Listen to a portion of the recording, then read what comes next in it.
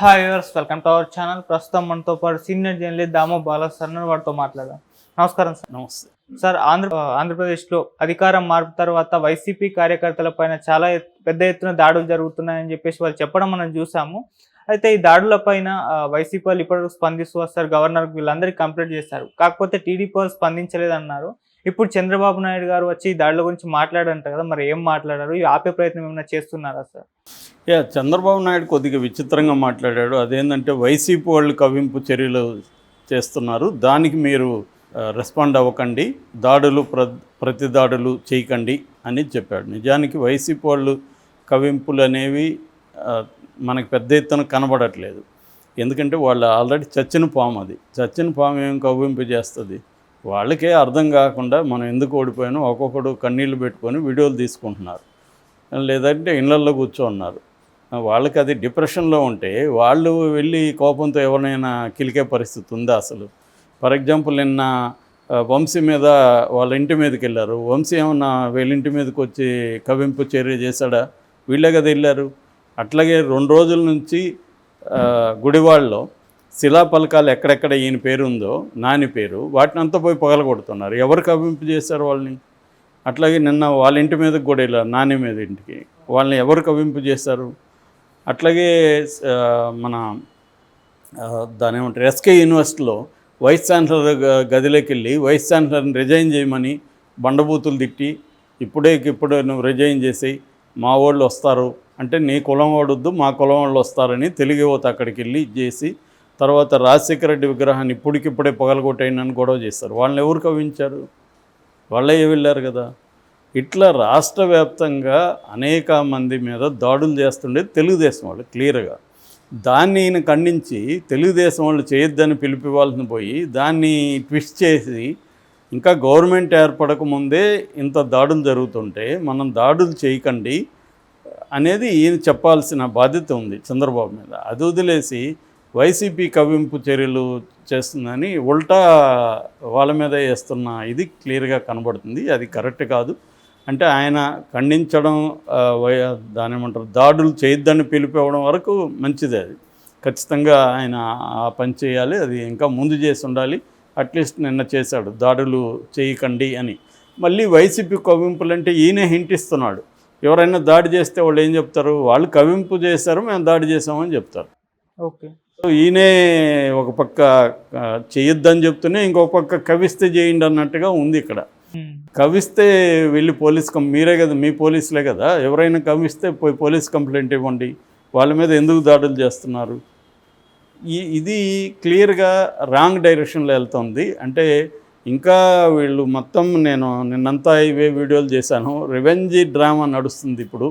ఇంకా government form చేయకముందే revenge start అయిపోయింది. ఒక పక్కేమో అధికారుల మీద ఎర్రబుక్కు పేర్లు పెట్టుకొని వరుసగా అధికారుల మీదకి మొదలైంది. నిన్న వాసుదేవ్ రెడ్డి ఇంటి మీదకి సిఐడిని పంపించారు.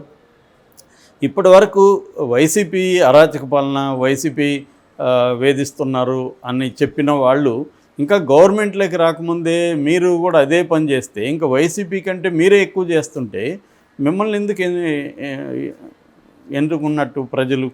ప్రజలు వాళ్ళు వద్దని మిమ్మల్ని ఎన్నుకున్నారంటే వాళ్ళు చేసిన బ్యాడ్ యాక్టివిటీస్ ఏవైతే ఉన్నాయో, దాడులు కావచ్చు, దౌర్జన్యాలు కావచ్చు, అరాచకంగా, అది మీరు చేయొద్దని కదా. మేము అంతకంటే ఎక్కువ చేస్తామన్నప్పుడు మిమ్మల్ని ఎందుకు ఎన్నుకోవాలి? వాళ్ళే బెటర్ కదా కంపేర్ చేసినప్పుడు. సో ఇది ప్రాబ్లమేటిక్గా ఉంది తెలుగుదేశం. తెలుగుదేశానికి నిజానికి ఒక అద్భుతమైన ఆపర్చునిటీ వచ్చింది. వాళ్ళ ఆంధ్రప్రదేశ్ రాష్ట్రాన్ని అభివృద్ధి చేయడానికి బ్రహ్మాండమైన పరిస్థితి వచ్చింది. ఎందుకంటే ఇప్పటివరకు ఆంధ్రప్రదేశ్కి ఎప్పుడో మనకి 25 ఏళ్ల ముందు ఈ పరిస్థితి ఉన్నింది. అప్పుడు కూడా చంద్రబాబు ఉన్నప్పుడు సెంట్రల్లో చక్రం తిప్పగలిగేవాడు. ఇప్పుడు అదే కండిషన్ వచ్చింది. ఎందుకంటే మోడీకి చంద్రబాబే పెద్ద దిక్కు అయిపోయాడు. చంద్రబాబు మీద డిపెండ్ అయ్యే గవర్నమెంట్ నడపాలి. సో ఈ సిచ్యువేషన్ ఉపయోగించుకొని రాష్ట్రంలో శాంతి భద్రతలతో ఉంటే, ఇప్పుడు రేపు పరిశ్రమలు రావాలన్నా శాంతి భద్రతలు లేకుండా ఎలా వస్తాయి? మొన్నటి వరకు మీరు ఇదే ఆరోపణగా చేశారు, జగన్ శాంతి భద్రతలు లేవు అందుకనే పరిశ్రమలు రావట్లేదు, ఉన్న వాటిని కూడా తరిమేస్తున్నాడని. మరి ఇప్పుడు మీరు అల్లకల్లోలం చేసి దాడులు చేస్తుంటే కంపెనీలు ఎందుకు వస్తాయి ఆంధ్రప్రదేశ్లో? ఇది వాళ్ళు కూడా వైసీపీ వాళ్ళు గమ్మున ఉంటారు కదా, వాళ్ళు దీన్ని దేశవ్యాప్త ఇష్యూ చేస్తారు. ఎందుకంటే ఇప్పుడు చంద్రబాబు జాతీయ ప్రభుత్వంలో కూడా కేంద్ర ప్రభుత్వంలో కూడా ప్రధానమైన భాగస్వామ్యం కాబట్టి వీళ్ళు కూడా రేపొద్దున ఢిల్లీకి వెళ్తారు. ఆల్రెడీ ఢిల్లీలో వాళ్ళు ప్లాన్ చేస్తున్నట్టుగా తెలిసింది. ఢిల్లీకి నేషనల్ మీడియా దగ్గరికి తీసుకెళ్తారు. మీ ఎన్డీఏ ప్రభుత్వంలో ఉన్న ప్రధాన భాగస్వామ్యం మా మీద దాడులు చేస్తున్నారు, మమ్మల్ని కాపాడని నేషనల్ మీడియాకి వీళ్ళు చెప్పరా? ఆల్రెడీ సుప్రీంకోర్టు చీఫ్ జస్టిస్ దగ్గరికి తీసుకెళ్లారు. ఈ రకంగా ఆంధ్ర పరువు అనేది నేషనల్ లెవెల్లో పోదా వీళ్ళ వల్ల? సో క్లియర్గా ఏంటంటే చంద్రబాబు ముందు అసలు ఆయన మైండ్ సెట్ మారాలి. ఆయన ఇంకా కూడా రెవెంజ్ మోడ్లోకి వెళ్ళకూడదు. ప్రతిపక్షంలో ఉన్నప్పుడు అవన్నీ ఓకే, ఎన్నెన్న ఆరోపించవచ్చు, ఎర్ర బుక్కులు రాయొచ్చు, ఇంకొక బుక్ రాయొచ్చు. వచ్చినాక నువ్వు రాయాల్సింది అభివృద్ధి పుస్తకం, సంక్షేమ పుస్తకం, కానీ రెవెంజ్ పుస్తకాలు, వైలెన్స్ పుస్తకాలు కాదు. సో ఇంకా కూడా తను లోకేష్ ఎర్ర బుక్ ఉంది, ఎర్ర బుక్లో ఉండే వాళ్ళని ఎవరిని వదలను, నేను కక్ష తీర్చుకోనన్నాను కానీ తప్పు చేస్తే శిక్షించనని లేదు కదా అంటే, తప్పు చేస్తే శిక్షించవచ్చు లేదని కాదు, కానీ దానికి ఒక ప్రాపర్ ఇది ఉంటుంది. సో అది లేకుండా పర్సనల్ గ్రడ్జిలాగా తీసుకొని నీకు ఇబ్బంది పెట్టిన వాళ్ళని మాత్రం కక్ష తీర్చుకుంటా అంటే, ఇదే మీ గవర్నమెంట్లో కూడా అలాగే ఉన్నారు కదా పోలీసులు. మీ గవర్నమెంట్ భిన్నంగా ఉన్నారా? 2014 నుంచి 19 వరకు ఆంధ్రప్రదేశ్లో వైలెన్సే లేదా? ఎవరి మీద పోలీసులు దౌర్జన్యాలు చేయలేదా? 22 మందిని కూలీల్ని ఎన్కౌంటర్ల పేరుతో చంపేయలేదా ఇదే గవర్నమెంట్లో, తిరుపతిలో? కాబట్టి ఇక్కడ ఏ గవర్నమెంట్ వచ్చినా పోలీసులు చేసేది అదే. ఇప్పుడు ఏమవుతున్నారంటే పోలీస్ ఆఫీసర్లు కావచ్చు, బ్యూరోక్రాట్స్ కావచ్చు, వాళ్ళు బలవుతున్నారు. వాళ్ళేమో వీళ్ళు చెప్పినట్టు చేయకపోతే వాళ్ళకి అక్కడ మనుగడ ఉండదు. చేస్తేమో వేరే గవర్నమెంట్ వచ్చి వీళ్ళ మీద ప్రతీకారం తీర్చుకోవడం అనేది జరుగుతుంది. ఏబీ వెంకటేశ్వరరావు మీద అలాగే జరిగింది. ఏబీ వెంకటేశ్వరరావుని ఉపయోగించుకునేది ఎవరు? చంద్రబాబే. చంద్రబాబు ఏబీ వెంకటేశ్వరరావుని ఇల్లీగల్ యాక్టివిటీస్కి ఉపయోగించుకున్నాడు. అందుకని వైసీపీ వచ్చినాక తమకు నష్టం చేశాడు కాబట్టి అతని మీద కక్ష తీర్చుకున్నాడు. ఇప్పుడు వీళ్ళు మళ్ళీ జగన్ ఏం చేశాడు? కొంతమందిని వీళ్ళ మీద కేసులు పెట్టడానికి, వీళ్ళని అరెస్ట్ చేయడానికి జగన్ ఉపయోగించుకున్నాడు. వీళ్ళు వచ్చి వాళ్ళని మళ్ళీ ఇది చేస్తున్నారు. సో ఈ బ్యూరోక్రాట్స్ కూడా ఆలోచించాలి, అసలు వీళ్ళు ఎందుకు ఇల్లీగల్గా ఉపయోగపడాలి? సో దానికి ఒక ఆర్గనైజేషన్ ఉంది, వాళ్ళకి యూనియన్స్ ఉంటుంది. వాళ్ళు కూడా మేము విత్ ఇన్ ద లాలోనే పనిచేస్తాము, మేము ఇల్లీగల్ యాక్టివిటీ ఫుల్ సెంట్రిక్గా ఉండాల్సిన పరిపాలన.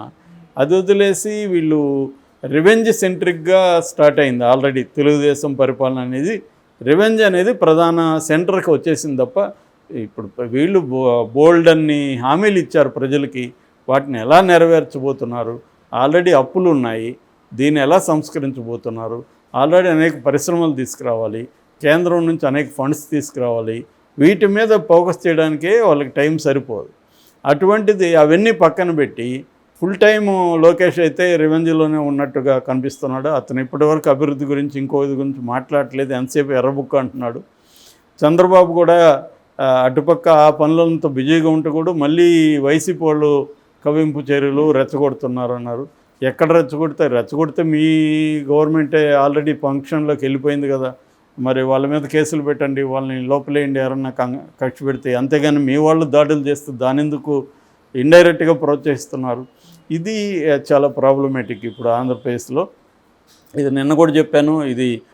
దీనివల్ల ఏమవుతుందంటే వైసీపీ వాళ్ళు కూడా రెటార్ట్లోకి వెళ్ళారనుకో, మొత్తం దీనివల్ల సామాన్య ప్రజలు బలవుతారు. వీళ్ళేమో ఫైనల్గా వీళ్ళు బాగానే ఉంటారు, కానీ మామూలు ప్రజలు బలవుతారు. అట్లాగే శాంతి భద్రతలు అనేది వెరీ ఇంపార్టెంట్. డెవలప్మెంట్కైనా సంక్షేమానికైనా శాంతి భద్రతలు ఫస్ట్ నెసరీ కండిషన్. దాన్ని వీళ్ళే ఉల్లంఘిస్తే వీళ్ళు గతంలో విమర్శించిన దానికి ఇంక తేడా ఏముంటుంది? బ్రహ్మాజీ అనే నటుడు ఇదే ట్వీట్ చేశాడు, మీరు చాలు ఆపండి, ఇంకా మీరు పనులలో దిగండి, మీరు వాళ్ళని ఏం విమర్శించారో అదే మీరు చేస్తుంటే మీకు వాళ్ళకి తేడా ఏముంది అనేది అతను కూడా అన్నాడు. సో వీళ్ళు ఇంకా ఆపేసి వైసీపీ అనేది ఆల్రెడీ చంపేశారు, వీళ్ళు చచ్చిపోయింది. అది బతికితే బతుకుతున్న తర్వాత కథ. ఇంకా దాన్ని వీళ్ళేమి ఇప్పుడు దెబ్బ కొట్టాల్సిన అవసరం లేదు. వీళ్ళు చేయాల్సింది బోల్డ్ పని ఉంది, ఆ బోల్డ్ ఆపర్చునిటీ ఉంది వీళ్ళకి. దాని మీద ఫోకస్ చేస్తే ప్రజల్లో కూడా బ్రహ్మాండమైన మంచి పేరు వస్తుంది. కానీ మళ్ళీ వాళ్ళ మెథడ్లోకి వెళ్తే ప్రజల్లో కూడా నెగిటివిటీ పెరుగుతుంది. ఓకే, అది ఆలోచించుకోవాలి. Okay, thank you so much sir.